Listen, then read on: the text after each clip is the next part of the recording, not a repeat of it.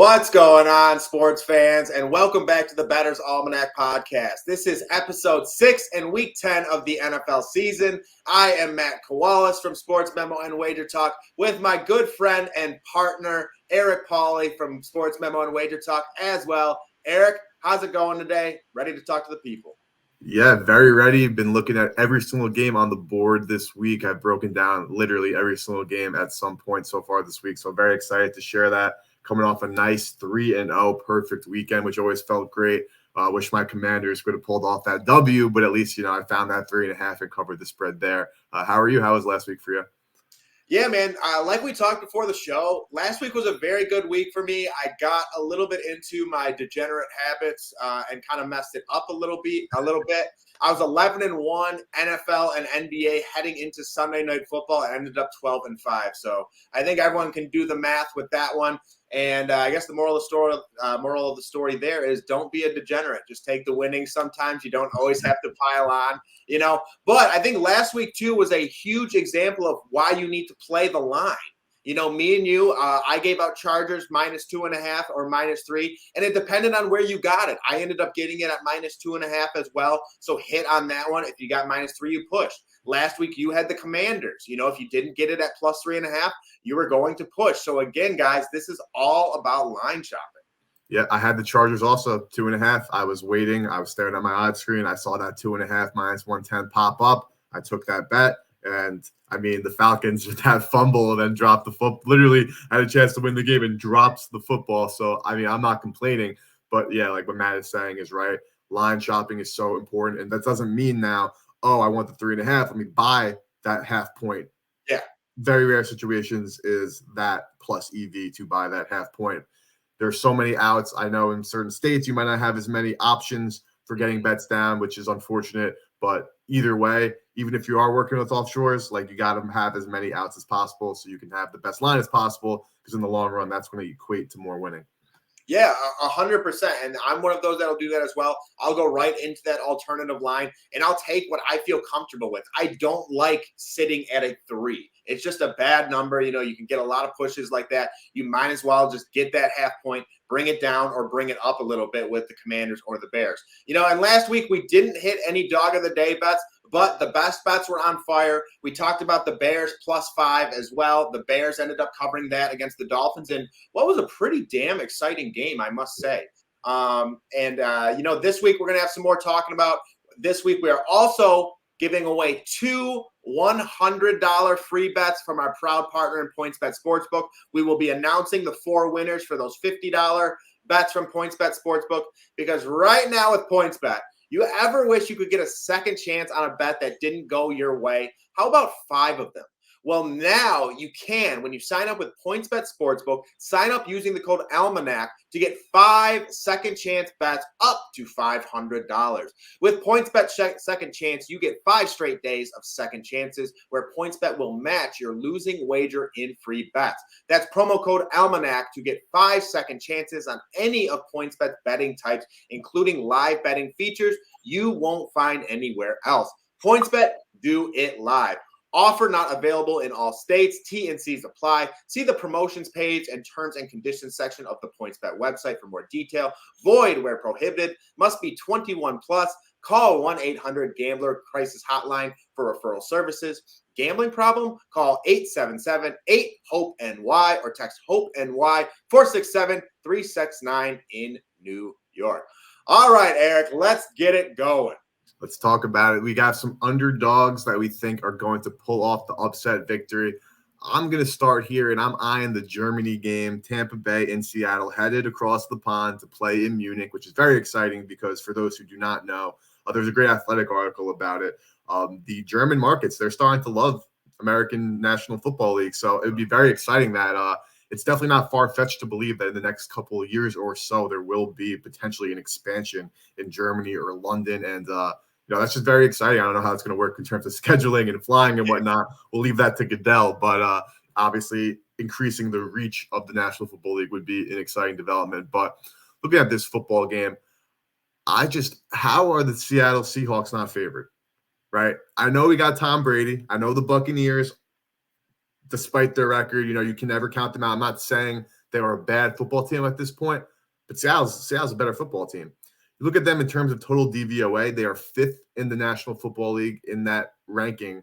Their offense has been electric all season long. They're doing it with Geno Smith, who is a legitimate MVP candidate, who is in line to get a fat bag this summer because he's not just playing like all right, like serviceable. Like you hear people talk about like guys like Zach Wilson, right? Like, yeah, the Jets are winning football games, but they're winning because they say, hey, throw the ball as little as possible, work on your handing off the football, and they don't beat us. Geno Smith is going out there and winning football games himself. So the Buccaneers defense, they're banged up. They have not been performing well at all this season. You can run the football on the Bucs defense, which we talked about on a different show. Like this wasn't the case the last 2 seasons. They were too good up front, and now they're still good, don't get me wrong, but they're allowing a lot more rushing yards. And Ken Walker, that rookie phenom, is looking great for Seattle. I don't think the Buccaneers secondary is going to be able to hang around with Lockett and Metcalf all game long. And on the other side, the Buccaneers offense is broken. The Seattle Seahawks are one of the top teams in getting sacks this season so far. So they're going to be frequently putting some pressure on Tom Brady. They're not an elite defensive line, but they are playing well. They've improved every single week. And I just think the better team right now is getting 2.5 points and even 3 points at some shops. It's hard for me to kind of stay away from that. This is certainly a must-win game for the Buccaneers that you can't count out, but that win against the Rams was disgusting. That was an ugly-ass game last weekend. So I'm curious your thoughts here, but I think the wrong team is favored in this game. It seems like some sharp money has come in on Seattle, which gets me, I guess, somewhat a little bit nervous because I'm just, unsure what's going to happen there. But realistically, Seattle's a better team. I don't see why they're favorites here. I mean, why they're not favorites here. Yeah, I'd have to agree with you. When watching Seattle, I was one of those people where I was kind of doubting them all season long. And a lot of this does come down to my futures. Both of us write futures articles and kind of break down every single team. And I'm one of those where I don't like to be wrong. And Seattle has definitely proven me wrong. And, from preseason to now, early on, they were a team where I was like, how can they win with Geno Smith? How's their run game going to be? How's their offensive line going to be? Defensive line? And everything has checked out. They check damn near every single box right now. Geno Smith is playing some of the best football throughout the NFL in terms of quarterback play. He is making the tough throws. He is very accurate. He is protecting the football. And then you have someone coming behind him like Kenneth Walker, Kenneth Walker looks like a difference maker in this league. And, it is a little tough for me to say being a Michigan fan, and he was a Michigan State Spartan and watching him run all over us. But the dude is talented. He has separation speed. He's great in and out of cuts. He's a big body, too. He can run you over. He's great for the goal line. And those are those guys that you need to get you those touchdowns when you need it to make a big play. And then on the outside, they got DK Metcalf and Tyler Lockett, 2 stud wideouts. And their defense has actually been picking it up on top of that. Their pass defense has been very solid, which is generally, if the Buccaneers are going to try and beat you, they have not been running the football at all. They've been very one-dimensional. Leonard Fournette has been growing frustrated. So, yeah, to your point, the Seattle is a team that is not one-dimensional. They're running the football. They're rushing the football. They're playing solid defensively. They have the better quarterback play right now. So, yeah, I would 100% be with you on that Seattle plus 130. It's kind of one of those spots where every single week, it seems like for a while, Seattle was getting points, and it's slowly starting to change. But maybe just because of who the Bucs were and Tom Brady at quarterback, they're not ready to transfer that just yet, because I'm sure Vegas knows some money will pour on the Bucs regardless. Yeah, no, certainly. I think that's a great point. The Buccaneers' inability to run the football, if they're just going to try to throw it all over Seattle's young but talented secondary. It might be a long day. I mean, of course, both these teams will be tired from that flight and whatnot, but I don't know. Seattle, what they have going on is legitimate. They are a legitimate playoff team. I'm not going to go out and say that they're the best team in the NFC, anything like that, but they're not only good, but they're going to be a tough outcome the postseason, which I think they'll certainly be having a spot there. But this is a game now moving on to now where you like the Detroit Lions to win this football game. Mm-hmm. I am this close to finding, once I find a Bears minus 2.5 at minus 110 or better, I'm hopping on Chicago. Talk to me. Why do you like Detroit in this game? Yeah, and I can definitely understand that. And, although the Bears have lost 2 games in a row, they really haven't looked that bad. With the Cowboys, they were moving the football. When they face a more stingy defense like what the Cowboys have, I think that's when they run into problems. Last week against the Dolphins really didn't have a defense like that. They have a defense that was giving a lot of yardage up on the ground in terms of the running back and the quarterback.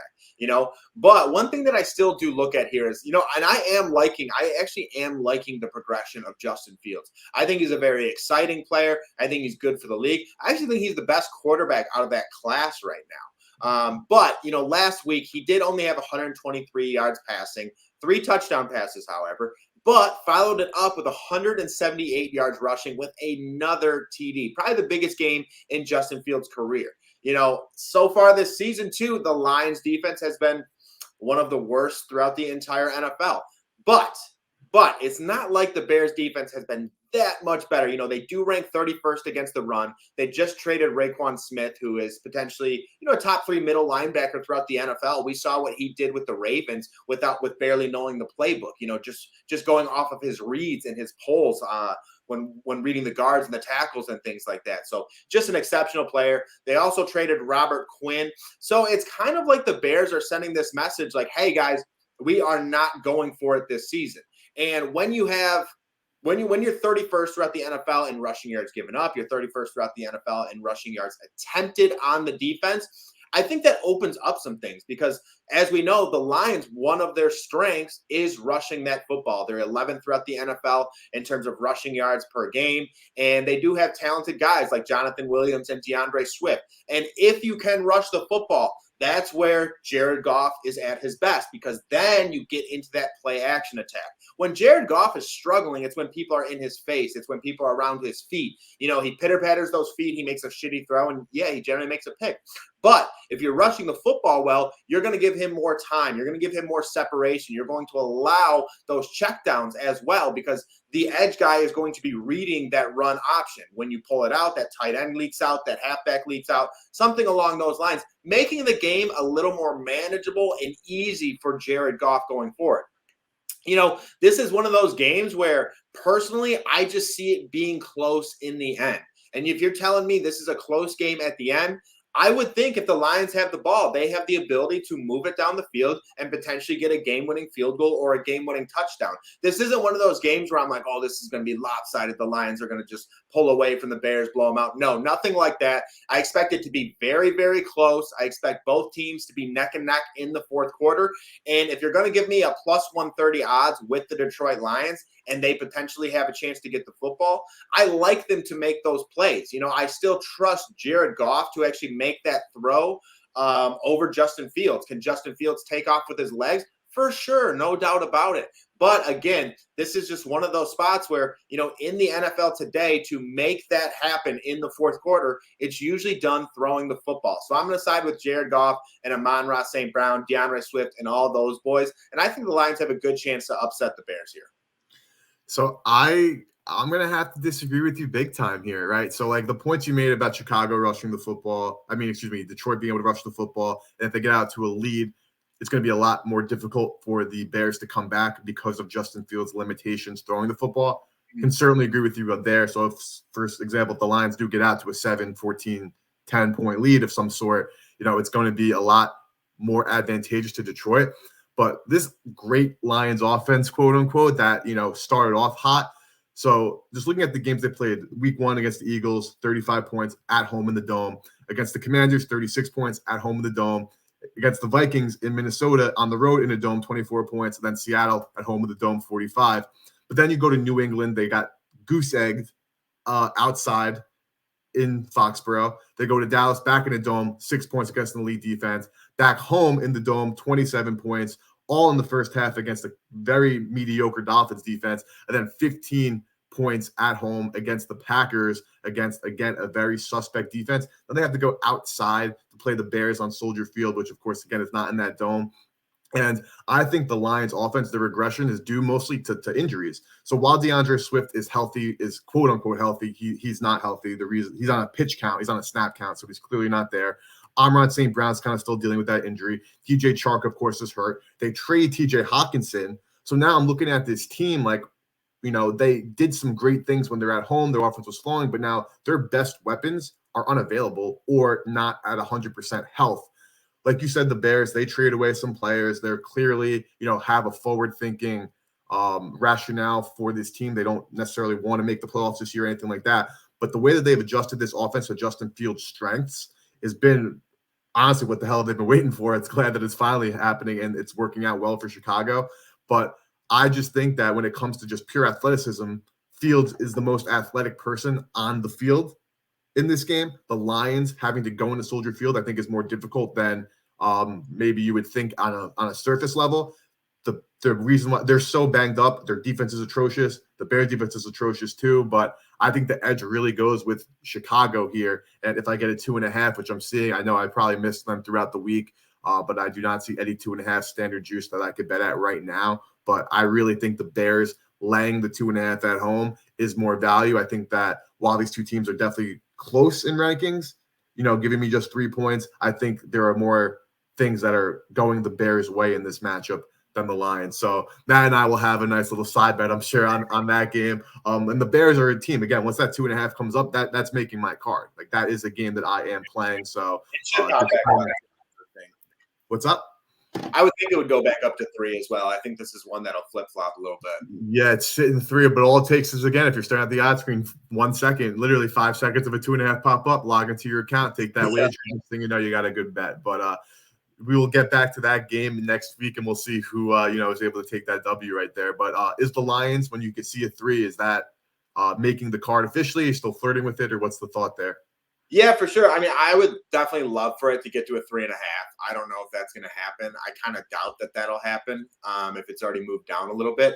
But yeah, if it's at 3, it's definitely going to add or join my card, I would assume. And then if it's 3.5, it would be 100% on my card. I'm a big hook person. Me and you've talked about it. We've talked about it on this podcast. I just love getting that hook is like a security blanket for me. I have pushed so many damn games on Sports Memo. I think I might be tied for first. I've had 6 or 7 pushes, so it's just I'm getting so tired of it. And on Sports Memo, that's the one thing we can't buy a hook. You have to take the play as is. So yeah, that's one thing. If you're listening to this podcast and you ever have an opportunity, if you're on the fence about it, what's the big deal in buying a 0.5? You know what I mean? Your odds are going to go up a little bit, but you're going to feel that much more secure. And then if that game does end on a 3, you're going to feel pretty good about yourself if you can do that. So yeah, that's just one thing to think about. And one thing though, I totally forgot that we have to announce our 4 $50 winners. So let's do that real quick before we get into our best bet section. And the winners of this week for the 4 $50 winners is at JPE_814. Alex Seeger 4, Aloy Metals, and M Pettit 93. So again, guys, greatly appreciate you guys participating in the giveaway each and every week. You make this very fun for myself and Eric, and pretty cool that PointsBet is willing to do that and give away those free bets for the listeners to the podcast. So congratulations and thank you again. Congratulations, everybody. Best of luck on what you use this free bet on, and let's continue trekking here.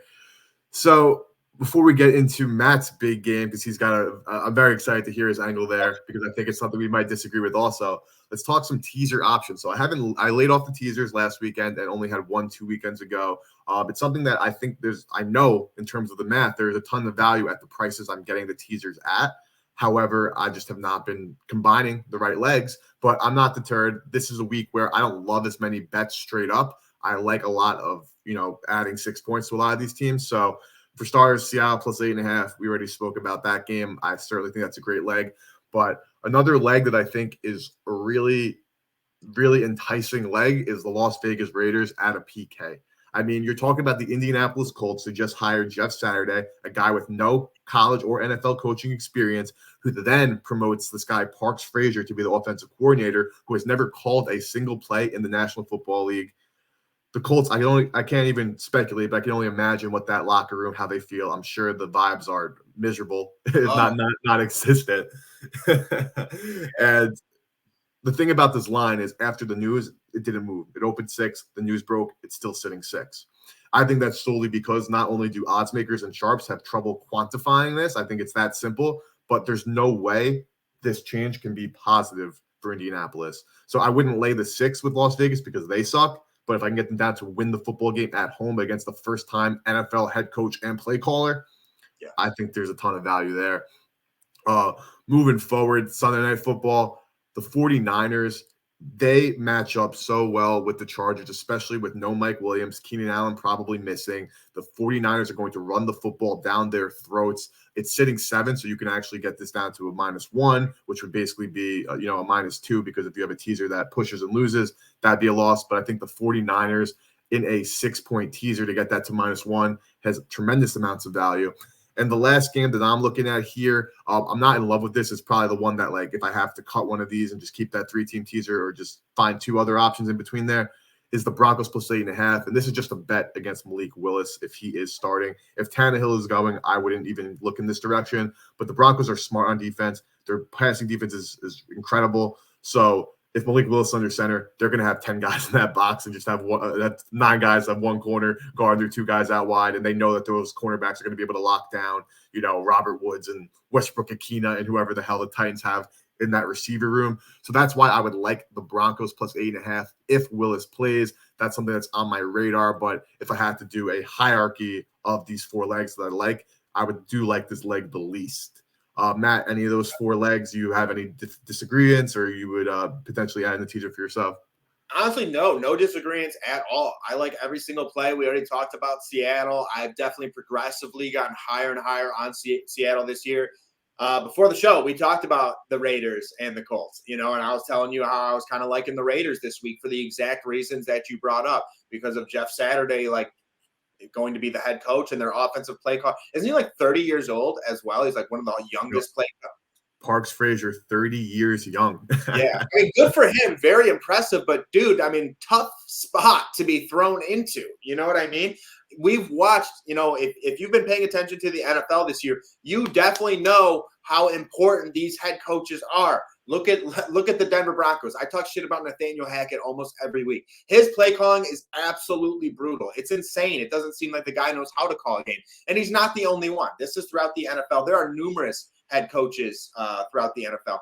Josh McDaniels is actually one of them. Sometimes I question his play calling as well. But I still definitely put him above a Jeff Saturday or a 30-year-old who is making his first, NFL debut. That's just a tough spot. But again, good for him. San Francisco, I think all the listeners know how I feel about San Fran. I absolutely love San Fran. They're still one of my favorites to win the Super Bowl. I think they're good future odds if you wanted to take them to go to the Super Bowl, because you're going to get decent odds, and it's something that you can hedge along the way. Once they make the playoffs, that's one thing too. You can hedge along the way if you prefer, if you get good enough odds. So that's one thing with San Francisco. And then the Denver Broncos, there was a statistic I was reading up on last night, and I wish I would have wrote it down. But the Broncos are in a spot where they're winning this game about 68% of the time right now. It's like, because Tennessee was an away dog on the road, and now they're coming home. Or no, are they home or away? San Francisco's at home. No. The Broncos are in Tennessee. Okay, in Tennessee. Okay, so that's what it was. An away dog coming home is a home favorite or something along those lines. And their straight up value is only like 38% or 40%, something along those lines. But last night I was, in one of those deep dives doing analytics and stuff. I was up till like 4 a.m. just researching trends and stats. But that's what we do. That's what we do, guys, So, and for me, my next one, it's funny. I bring up trends and stats and all this stuff. And this pick really has nothing to do with trends or stats. Sometimes I just it's a gut feeling, and there's not a lot of science to it. And this week I'm rolling with the Green Bay Packers +5 against the Dallas Cowboys. And this is going to be one I guarantee people are immediately like, ooh. And it's one I like. It is one I like. Anytime I see 80% plus of the public on a certain team, I like to go the other way. And 80% of the public is on the Dallas Cowboys right now. And they're going to Green Bay to face off against the Packers. They're also coming off a bye, which generally benefits the Cowboys as well. And it's actually weird when you actually dive into advanced analytics. Teams coming off a bye actually perform better on the road than they do coming off a bye performing at home. There's actually about a 10% win difference between those two. So that was something pretty interesting that I found last night. But again, Not a lot of science behind this. This is a Green Bay Packers team who has lost 5 in a row and in pretty rough fashion. Now they're facing the Dallas Cowboys. Dallas Cowboys probably have a top 5 defense throughout the entire NFL. Last week, Aaron Rodgers threw 3 interceptions against the Detroit Lions. And one of them, he just smoked a guy in the helmet and the ball popped up in the air and got picked off. If you know Aaron Rodgers, if you know Green Bay, and if you know this Packers team, this is one of those spots they're going to come to play. They're going to put their best foot forward. Am I saying they're going to win this game? I don't know. I might be. But, it's one of those spots where when your back is against the wall, when you've lost 5 in a row like that, Aaron Rodgers played absolutely terrible. I think they're going to come out, and I think they're going to perform well, at Lambeau Field in front of their home crowd. With this Cowboys defense on top of that, if there is one way to beat this defense, it is with rushing the football. And that is something that the Green Bay Packers actually do pretty well. The Dallas Cowboys are ranked 21st against the run throughout the entire season. And the Green Bay Packers are a team who have Aaron Jones. They have A.J. Dillon. Have they been clicking on all cylinders? No, not exactly, but they can. They definitely have the potential. This Green Bay Packers team is actually 10th throughout the NFL in total yards per game. And the biggest thing is their turnovers. They're not very good. Aaron Rodgers has been turning the football over. They're 23rd in terms of red zone touchdown percentage. So that's just something that, it can get better game in, game out. And I think when your back is against the wall, facing a Dallas Cowboys team at home, these fans are going to get behind this team, especially if they can get out to an early lead or something along those lines as well.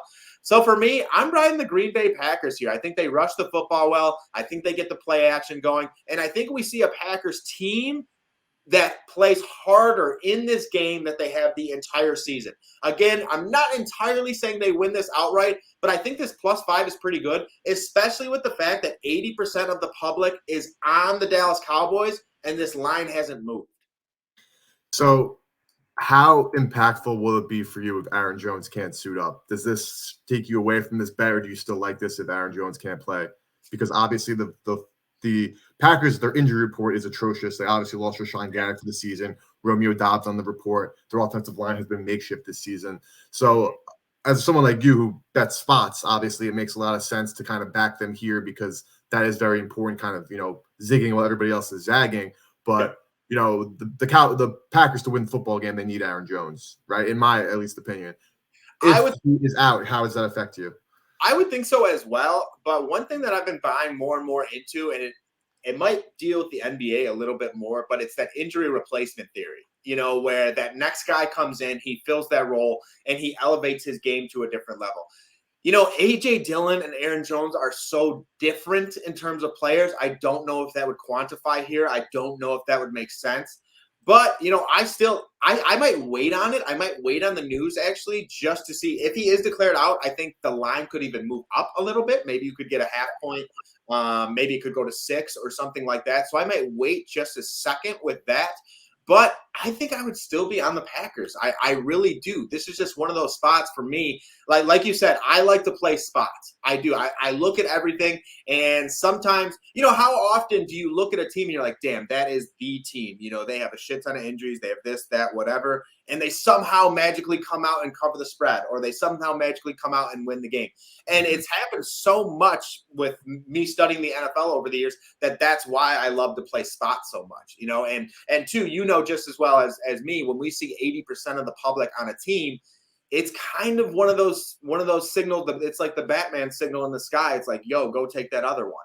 So that's just one thing that I'm looking at. And again, like I said, there is not a lot of science behind this pick. You're not going to hear a lot of against the spread. You're not going to hear a lot of first and rushing the football, third and defense or rushing defense. It's nothing like that. It's just a spot where I think this Green Bay Packers team will come to play. They've lost 5 in a row. They're playing at home. Aaron Rodgers potentially had the worst game of his life. I don't know. He may have had the worst game of his life against the Detroit Lions. So I like a rebound here. I really do. Yeah, so the one thing that I will say is, well, I'm not necessarily going to disagree with you at all. It's just when it comes to Rodgers, at least lately, it seems as if he needs a lead to kind of dominate the football game. When he's coming from behind, he hasn't been that same guy who's been leading those game-winning drives, bringing his team back into the football game. So while I do think that loss to the Lions was somewhat of a fluke, considering those 2 red zone turnovers that, kind of came from out of nowhere. Honestly, you never expect that from Rodgers.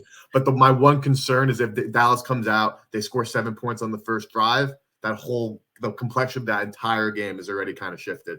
No, I have to agree with you. I have to. Like, we've watched, we can only go off of what we've seen. And that is what's happened with the Green Bay Packers. When teams score on them, they do tend to fold, But at the end of the day, this is still a Packers team. They went out and beat a team like the Minnesota Vikings with almost the same roster that they have now. I know you mentioned some injuries that they have and things of that nature. And it's like, since then, they have just like slowly fallen apart, and it's gotten a little worse, a little worse, a little worse. And that's one thing that I always look at too. It's like, even the worst teams will find a way to win at some point. You know what I'm saying? And I just feel like this Green Bay Packers team can do this against the Dallas Cowboys. The Dallas Cowboys have struggled passing the football with Dak Prescott, and their success has been on the ground as well. And it's going to be an interesting matchup because the Green Bay Packers, on defense, their weakness is the run game. Their strength is their pass defense. So it is going to be interesting how everything matches up here, because same thing with the Green Bay offense. The weakness is the Cowboys' rush defense. I think Green Bay is going to try and rush the football a lot. Same with the Cowboys. I think they're going to try and rush the football a lot. So that could also mean for a slower style football game. And if, in fact, it's a slower style football game, those are generally closer in spread as well. So again, 5 points is a lot for a home team. And again, not a lot of science here, but I'm going to ride it. Yeah, totally understood there. So we're looking at the Green Bay Packers covering 5.5. Like I mentioned at the top of the show, I mean, this is not a week so far where I'm like, there's anything besides, again, the Bears, that 2.5, hopefully -110, that's making my card. But looking at some teaser options for sure. But you have a player prop for tonight's Thursday night game. Atlanta headed to Carolina, take on the Panthers, sitting at 2.5. Total now down to 41.5. I wrote about that total liking the under at 42.5. I wrote about that on Tuesday. Now it's at 41.5. So that's something I wish I actually made my card, because I was kind of sitting and waiting. I don't love playing the prime time because, of course, it's a much more it's a sharper market. It was the only game that is there. Of course, I will play prime time if I see an edge, but a game of these two trash bags, it's not something I'm dying to get action down. But you're eyeing Deonta Foreman rushing yard prop, see some 54.5, some 55.5. Of course, if you want the over, take the lower number. Talk to me why you're liking Foreman tonight. Yeah, so, and real quick, I just wanted to touch on your point with that line value as well, because, guys, that's why, like, especially with the NBA for me, like, I look at everything at midnight or 1 a.m., so I can be one of the first people to check out that line value because, again, if, like Eric was saying, if you plug it in at 42.5, then it goes down to 41.5, you have a full point of line value there, and the same thing is with props, especially with props, because props take a lot less money for those numbers to change. So that's just one thing I wanted to mention before getting into this, because even this play, Deonta Foreman, it's not on every sports book right now for one reason or another. I'm not too sure. And this is over under 54.5 rushing yards. And I'm going over here. I think this is a great one for Deonta Foreman because with this Panthers team, when they have been successful on offense, it's been through Deonta Foreman.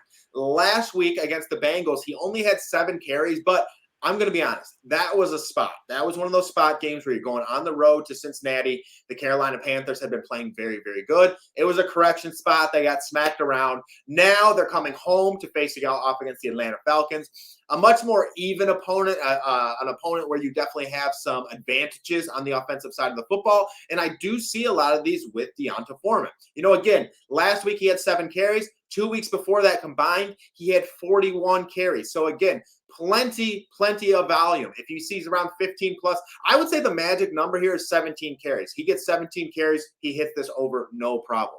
In addition to that, when you look at this Carolina Panthers team, PJ Walker is the quarterback. This isn't some veteran who's been playing on all these teams, making a ton of throws, this and that. I will admit, he's looked pretty good from time to time. But to make it easier on him, you need balance. You need balance against the Atlanta Falcons, and I think this comes again with rushing the football with Deonta Foreman. Over the course of the season, this Atlanta Falcons team has actually been pretty solid in terms of stopping the run. But when you peel that onion back a little more, the past 3 weeks, however, this Atlanta Falcons team has given up 158 rushing yards per game. All right. Over the course of D'Onta Foreman's career, he's averaged around a 4.3 yard per carry average, a pretty damn impressive yard per carry average for a guy who's been on the Texans, Titans, and now the Panthers. And again, I think if he averages 4 yards per carry or more tonight, he hits this over 54.5 rushing yards. To Eric's point, he likes the under in this game as well. And I do too. I think it's going to be a slower style football game. Like I was saying, PJ Walker needs balance. You don't need to go out there gunslinging it every single time. Get D'Onta Foreman the football. He's good at breaking tackles. He's a smart runner. I like Foreman here. I like this over 54.5 rushing yards. I don't think Atlanta can stop him to that point. Take Foreman tonight. Take D'Onta Foreman to run wild on the Falcons defense. I mean, this game is just don't want to talk about it too much, but it's like ugly, right? You have a Falcons team that runs the ball like 55, 56% of the time. You have this Panthers team that PJ Walker, after playing well against this Falcons team, got replaced by Baker Mayfield because he put up one of the worst stat lines ever for a quarterback in a single half of football. So I do not expect there to be fireworks like there were in Atlanta just 2 weeks ago. So I totally hear you there. Matt, any closing thoughts for everybody? No, man, this was a fun show. I enjoyed this one. So, yeah, best of luck in week 10, everyone. We greatly appreciate everyone tuning in each and every week. And look for that tweet. Again, $200 free bet winners. Guys, make sure to retweet this, subscribe. We appreciate everything. Eric and I are doing everything we can to grow this podcast, to try and give the best picks possible. All we want to do is give you guys the best winners. And, like we've talked about, we do a lot of work, like a lot of the plays that we give, like my Green Bay play. I have 2 plays on my NFL card at Sports Memo. Right now, Green Bay is one of them. And Eric might be rolling his eyes a little bit, but I do like that one. I do like it. Again, not a lot of science, but I am with it. And I'm going to end this with a fun note. While Matt was talking, I was doing a little bit of line shopping on our partner PointsBet. And something that they have that's a great feature is a teaser market where you can pick those own spreads and kind of not necessarily do a traditional 6-point teaser or 7-point teaser. So what I actually just locked in 2%. I took the 2-team teaser of the San Francisco 49ers -1.5. So I get that to win by 2 points there. And then the Las Vegas Raiders -0.5, which is essentially a pick 'em. That's a 2% play. And the thing that I found interesting, sorry for this really quickly, is if you do a traditional teaser, right, you're looking for -120 odds. But since I am taking the Raiders -0.5, right, so they have to win a football game, you need to win by more than 1 point, right? That brought the odds down to -116. So you might think, oh, whatever, 4 cents. But in the long run, I think that's very valuable. I don't know PointsBet's rules on ties on teasers, but the book I was working on, a tie was a loss. So there's not really value in having that extra half point. So again, just lock that in, 2%. Los Angeles Chargers -1.5. San Francisco 49ers -1.5 against the Chargers, and the Raiders PK -0.5 against the Indianapolis Colts. Let's go. Let's grind. That's the best play I'm giving for today. Again, looking for that Bears number. But again, like Matt said, we appreciate every single one of you. Liking this video and podcast, commenting and subscribing is the best way to help us grow and also get more free bet money in your guys' pockets. So thank you guys so much. For Matt and myself, you can follow us on Twitter at Bettor's Almanac, at Moneyline_Matt, and myself at Slime Action. Thank you guys. Have a great rest of your days.